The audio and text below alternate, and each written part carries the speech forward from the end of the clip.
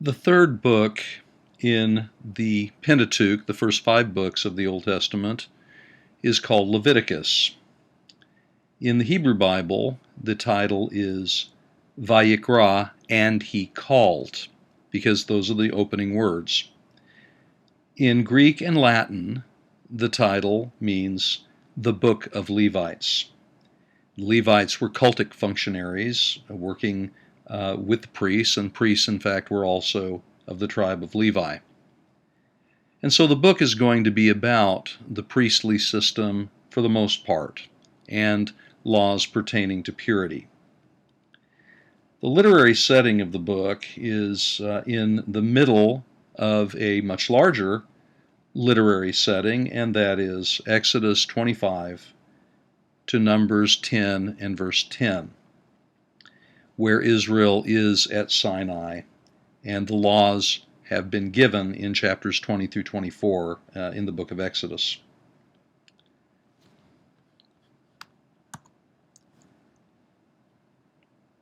The first 7 chapters of the book of Leviticus deal with the 5 Levitical sacrifices. The first sacrifice is called the Olah, or whole burnt offering or Holocaust offering. That is, the entire animal is consumed on the altar, and none is left over for the consumption of the offerer, let's say, or for the priests. Completely consumed on the altar. This was a major offering in Israel's history, offered each morning at the sanctuary, and especially on Yom Kippur, the Day of Atonement. Its intent is to atone for the general sinfulness, the sinful nature of the people of Israel, and not for specific sins, but sinfulness in general. Let's call it sin with a capital S. The next offering in chapter 2 is the grain offering, and its name in Hebrew is the mincha, and that simply means gift or thanksgiving. It is, in fact, a thanksgiving offering. It's a sacrifice of the first fruits, the produce of one's agricultural abundance, to the Lord. These were done, these grain offerings were done often as baked cakes or other kinds of pastries that were made to return to the Lord. They're reminders that the Lord has given agricultural bounty, and that we are dependent upon the Lord for His providential care and sustenance.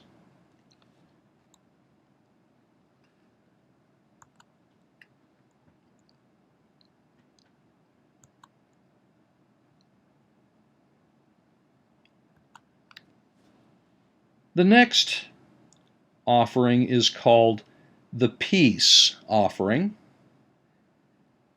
and it is a bit of a play on words because shelamim is a plural and can mean either the fat offering or it can mean peace offering.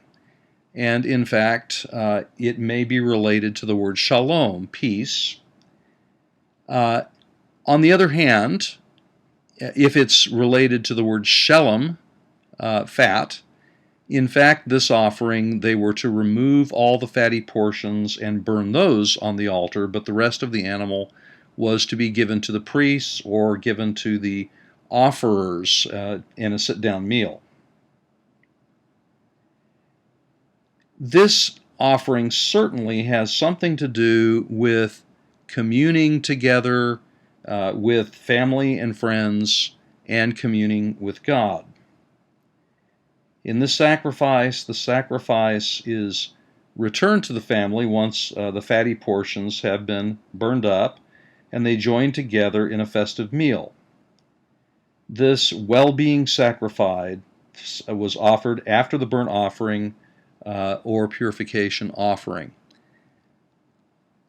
Very often, this sacrifice may have been used to celebrate the restoration of broken relationships, and so therefore was a kind of communion type offering where those who had a rift in the relationship have had that restored. The next offering is the purification offering, literally in Hebrew, the hatat, or sin offering. And it has to do mainly with sacrifices offered for unintentional sin. If one does something and didn't know one was doing it, for example, in our day, maybe speeding in a zone that is not intended for you to go that fast, and you don't see the sign, you're unaware, you're still responsible, and the police will still pull you over. Well, very similar with this. You did not intend to do wrong, but it happened. You were ignorant that you were doing something wrong, and so the sacrifice is intended to atone for such sins that were inadvertently done. They still cause in ancient Israel defilement, therefore they still require cleansing.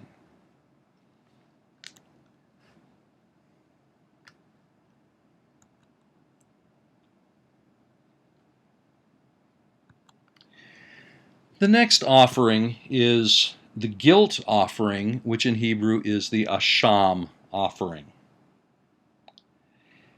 It is an offering for sins that are committed intentionally. One is simply guilty of lying, fraud, robbery, cheating, false witness, and other things related to theft or prevarication, of saying something that is not true. And one could offer this either for the feeling one has of guilt because one may have done that, or the actual objective guilt. One has been guilty of lying, cheating, or stealing. And so the guilt offering was intended to be given for such infractions. It is also given if one unintentionally violated holy objects or holy space. Let's say one didn't know that a cup or a bowl had been set aside and consecrated for use in the tabernacle alone, and so one used it to wash one's laundry in. Well, one violated the holy object, and although it wasn't known at the time that it was a holy object. Therefore, the asham, the guilt offering, is offered for that reason as well. So intentional lying, cheating, stealing, and also unintentional sin related to holy objects or holy space. Notice that there are a few things that we're not specifically said there were sacrifices for. That would be murder. If one murders, there's no sacrifice for that, except the law that if it could be proven that one has intentionally murdered someone, then one's own life is forfeit. Adultery, if one commits adultery, then one is supposed to be stoned. What about the theology of the 5 sacrifices? The basic purpose of the sacrificial system in Israel is to make atonement for and to repair the relationship which has suffered or has been broken. As with any sin, sin always involves broken relationship and harm to another person. It is real and causes damage to our relationship, whether or not one is aware of either the guilt or its consequences. God gave the sacrificial system to Israel so he might continue to dwell in the middle of the camp of sinful Israel. He made provision for them to make sacrifices so they could, on a regular basis, repair relationship with each other and with Him, so that God might continue to dwell in their midst. Therefore, it was an act of great grace on Israel's behalf.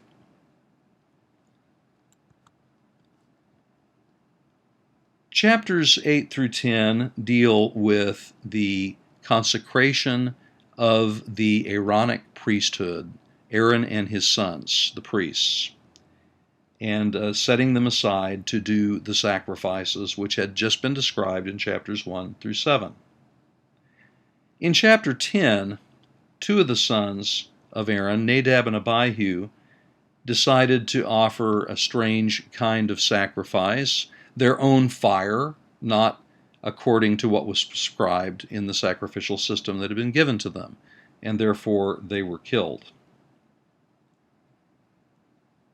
Chapters 11 through 15 are the purity laws. This is a picture of Nadab and Abihu. Let me go on now to the next, the purity laws. We have 5 chapters of purity laws. These deal with how to purify oneself in order to go into the tabernacle to worship. Without first being purified of that which is corrupt, physically or morally, then one was not allowed to go into the tabernacle to worship. Notice that the purity laws are intended to purify people in order to prepare them for worship.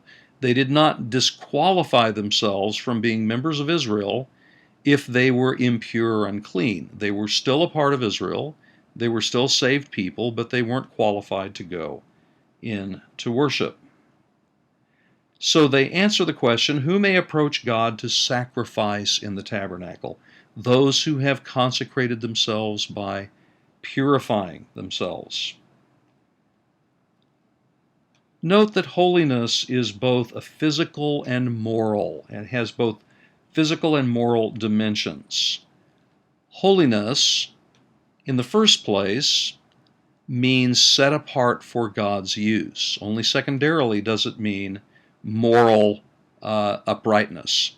In the first instance, it means set apart for God's use, and so God required that they consecrate, cleanse themselves of any uncleanness before going in to worship.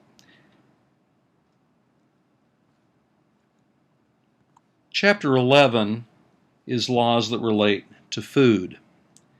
Land animals, before they could be eaten, must part the hoof and chew the cud. In other words, they must have a hoof in 2 parts, not a complete hoof like a horse, but parted, and they must chew the cud. That is, chew the grasses and swallow, and then it comes back up and they chew some more. Fish must swim and have scales. Birds must have feathers and fly. Otherwise, they were unclean animals for them. In other words, they made themselves ritually unclean if they ate of those foods and could not go into the tabernacle to worship until they had been cleansed again.